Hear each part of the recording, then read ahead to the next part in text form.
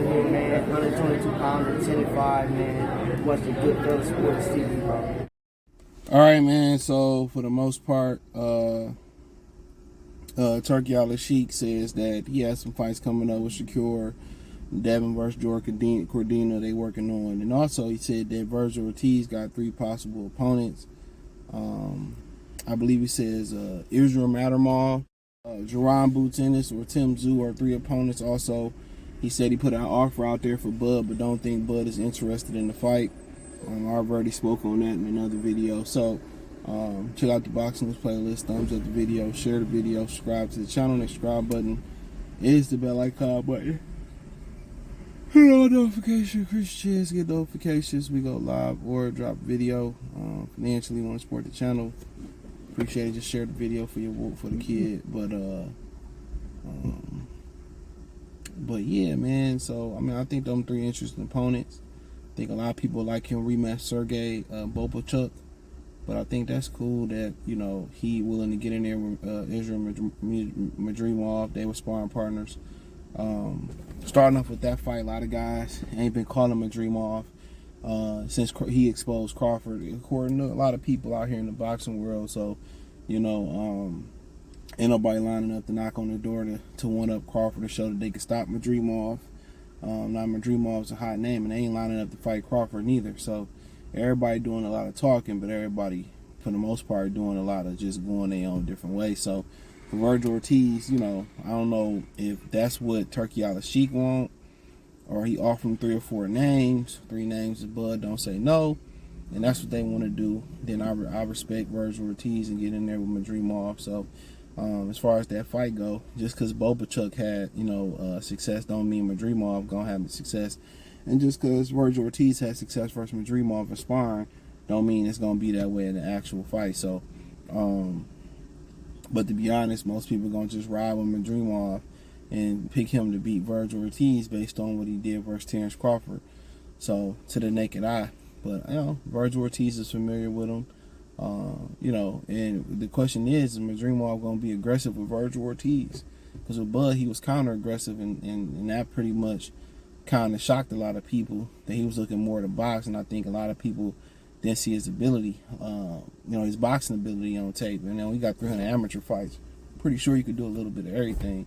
So, and shout out to Bud, too. One of the things I didn't point out in that fight, that when, you know, when Madrimov tried to get in there and throws overhand left and right, Bud did a great job of blocking them overhand left and right. So he's grown a lot since he was at 35 and 40 up to now, and they done a great job of closing up holes and getting hit with them looping shots. And Madrimov was banking on his ability to catch Bud with uppercuts and his ability to catch Bud with overhand lefts and rights. And to Bud credit, his technique was so on point that Madrimov really couldn't crack the code or crack the combination. So shout out to him. For real, to both of them, because Madrimov, you know, he switched it up. But kind of when you kind of get into a rhythm of boxing, and then they say, well, go get him. That take a special type of fighter to say go get him, and you could just switch up like that. It's tough to do that. So you know, he was on cruise control as far as boxing and whatever. But Vergil Ortiz, I would like to know, is he gonna go back to being the aggressor? Or, you know, he unboxed Vergil Ortiz. And the same thing for Vergil Ortiz, you know, is he questioning his power going up against, you know, Bobachuk? You know, Brandon Adams knocked him out.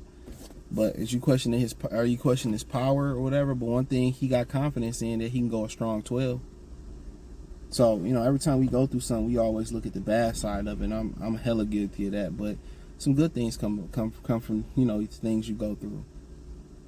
Real talk, it is. So, but nonetheless, the overhand lefts and rights, he did a great job defending Bud. But, you know, Vergil Ortiz, he a little bit different. Do Vergil just say, you know what, I'm going to strap my nuts on and just try to get him up out of there?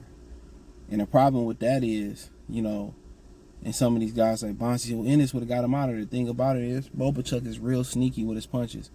He got a real sneaky uppercut. And if you've seen in that Bobachuk fight with Vergil Ortiz, Bobachuk got a real good right and left hand uppercut.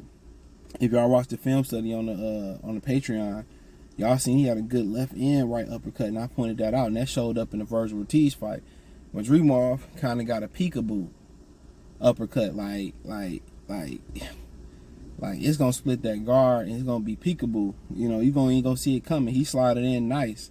So Crawford did a lot of great things in that fight that I think, because people hadn't seen Madrimov and hadn't broke down the film, that a young guy like Vergil Ortiz would have to watch out for. You just can't go in there and just walk Madrimov down. You know, he got a lot of off the rhythm punches, off rhythm overhand lefts, rights, and he got a sneaky ass right uppercut. And he switch hit. No did he?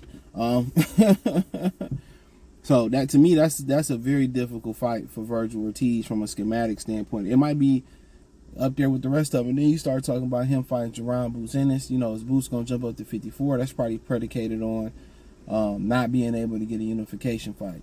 That's what that's about. Not being able to get a unification fight. Like, fuck it, let me jump up. But then again, my thing with that is, Boots jumping up. Why am I giving up a title and fighting a non-title fight versus Vergil Ortiz? Vergil Ortiz should go get a title, you know, but if they offer enough money to me, I pay for that. But that Boots and Vergil Ortiz done simmered down since Vergil outgrew the weight class, you know, and since, you know, even before that whole fight, you know, with Bobachuk. So, you know, at the end of the day, I would like to see it, belt or no belt, but it makes sense for a belt. Don't have a champion come up to fight in a non-championship or non-title fight, or a title fighter come up, but if that's what they want to do and they paying Boots enough money to get in there, paying Vergil enough money, it's a good fight. You're going to learn a lot about Vergil. You're going to learn a lot about, you know, Jaron Boots in his chin. We seen versus Bobachuk that, you know, Bobachuk ain't the biggest puncher out there, but we seen versus Bobachuk that Vergil Ortiz can take a punch in the beginning of the fight, and he can take a punch going down the stretch of a fight. So that's one thing that Vergil Ortiz is going to, you know, find out about Boots, is his durability. And that's the only thing really left to answer for Boots, is just, can you beat top fighters, and can you take a punch? And what happens if you get cut or you face some type of controversy? You know, what are you gonna do? You know what I'm saying? Like, you gonna mail it in, or, you know, Tszyu had to pass. He was a world champion or a title holder, and he had to pass that test. He got clipped in the eye. You know, he said, he finished on his feet. You know, didn't win the fight, but, you know, well, you know why he didn't win the fight, but he finished on his feet. But Vergil and Boots will be a gift this year. And I ain't talking about the gift that Vergil Ortiz got versus Bobachuk. I know y'all like that, bars. But yeah, that's a gift, man. I love to see that fight, bro. But I would understand if they both wanted to wait till somebody got a title, but their division is so loaded. I mean, you got a young cat like Charles Conwell coming up. You know, you got a guy like, and rest in peace to Trevion Mazon. I hope I said his name right. He was going to be another really good one. I think he was 6'2", you know, 6'2", 6'3", you know, junior middleweight out of Texas, man. Vergil Ortiz paid homage to him when he passed. That was kind of messed up. So, but still, you know, you still got Erickson Lubin hanging around there. Charlo said he coming back. I don't see that happening. Little Charlo, the one that got slapped by Jerry Hurd, not the one that got slapped by the white boy. But yeah, you got guys there. Madrimov, background. Marsvilli fighting Tszyu. You got Tszyu, Fondora. You still got Bobachuk. You still got, Jesus Ramos. You know what I'm saying? You still got Brian Mendoza. So, you know, any given Saturday night, it can go down. So, what's that song by Sally Sale? It's going down tonight. But yeah, man, I would. But yeah, I like to see the Boots and Vergil Ortiz fight. Give it to me now. You know, no Diddy. Pause. So yeah, I would love it. I would love to see them. You know, let's get ready to rumble and then mix it up. So, you know, and then third fight, if you're not including the Bud, is Tszyu.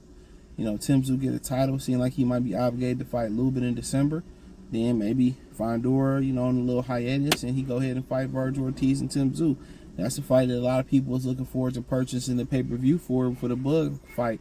And now it can be for a title. So what if Bud just choose to walk away and drop the titles and retire? You know, Kirk Alalshikh said he don't want to do nothing but fight Canelo. That from his point of view, that's what he understands. So maybe Bud let a belt go, Vergil get a belt, him and Tszyu mix it up, and it's probably a fight of the year candidate. A lot of people's opinions gonna change as they're seeing Vergil versus Bobachuk, but you know, then again, Tszyu got a cut. We don't know how that cut gonna heal up for Tszyu. You know, and Tszyu ain't fought nobody with the power Vergil got. So, We can't count Lubin out if Lubin gonna get in the mix. My fandom is with Lubin. I hope Lubin win. But one thing Lubin got to learn how to do is, learn to swim without getting wet a little bit. A lot of times he like to be offensive. He believe in his power. And when you're young, you believe in your power. Look at them power pitchers. They don't learn to change it up until they get an arm injury. Their arms start getting seriously injured or tired and shit. So once Lubin able to mix the boxing ability up with and change the speed of his power, he'll be all right. He'll be all right. But, he got a chance versus Tszyu. He got a good chance versus Tszyu. But Tszyu, his punch is cracking, his patience, very, very calm.